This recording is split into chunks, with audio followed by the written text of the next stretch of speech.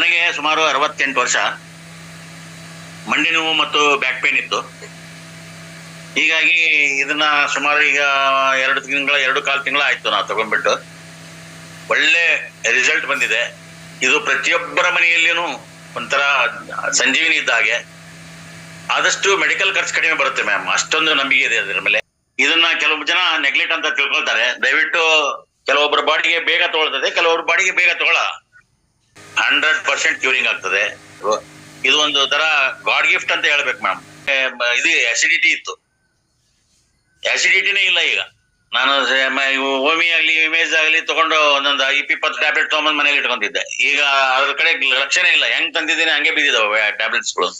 ಇದ್ರ ಜೊತೆಗೆ ನಮ್ಮ ಮಿಸ್ಸಸ್ಗೆ ಬಹಳ ಶುಗರ್ BP ಇತ್ತು, ಪರವಾಗಿಲ್ಲ ಈಗ ಸ್ವಲ್ಪ ಕಡಿಮೆ ಆಗಿದೆ. ಈಗ ನೆಕ್ಸ್ಟ್ ನಾವು ಇನ್ನೊಂದು ವಾರದಲ್ಲಿ ಹೋಗಿ ಚೆಕಪ್ ಮಾಡಿಸಿ ಅದನ್ನ ತೋರಿಸಿ ನಿಮಗೆ ಮತ್ತೆ